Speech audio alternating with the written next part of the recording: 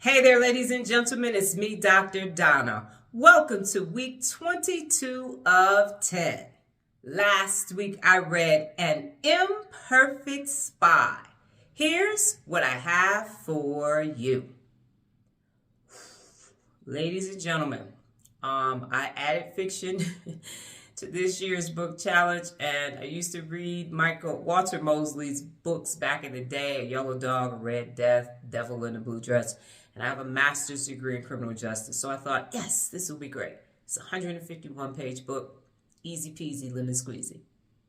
No, it was not easy peasy, lemon squeezy, ladies and gentlemen. I found myself flipping through the pages, and not because it was a page turner for me, it was how much longer do I have to endure reading this. So even while I was reading it, I thought, well, how can I recommend this? If I was going to recommend this, who would I recommend this book to? Doesn't meet the real leader book meter, and on and on. And then by the time I got to the end and how it ended, I was just like, and the book was written in 1995, and it's a person writing under nom de plume and all of these things, and it just was a bad book. It took very much longer than the time that I thought, and I thought, oh, I'll just read however many pages I had to read. I think it was like 10, 15 pages a day. It was just long. It was long. It was long. It was so long. It was so long, and I never read a book like this before, so I don't even know how to say what could have been done differently or any. It just was. It was bad, and it was bad in so many different ways that I'm just like the writing, the everything about it.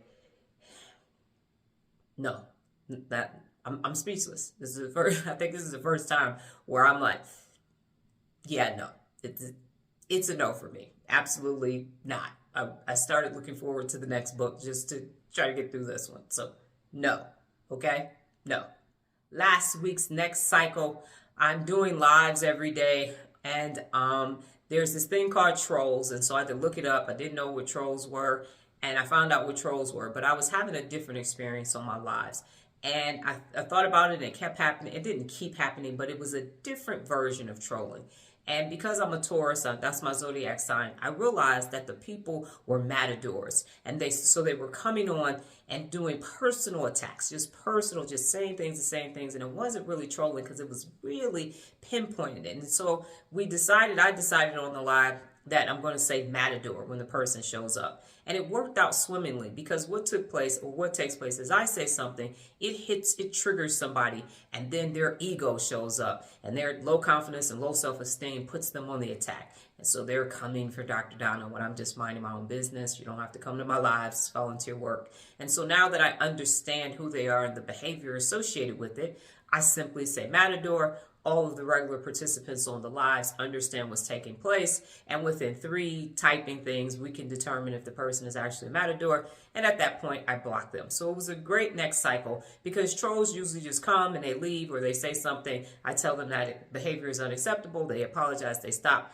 but the matadors would just keep charging and charging and charging, and I wanted to put an end to it because it's disruptive to the online classroom lecture environment that I have created for my lives. So now I have a name for it, and it's been going great, because as soon as the matador shows up 3 times, that's a trend. It has to end, block them, and move on, and everything goes back to where it was before they showed up. So great next cycle. I'm implementing it, and if you have lives, you can implement the matador strategy too.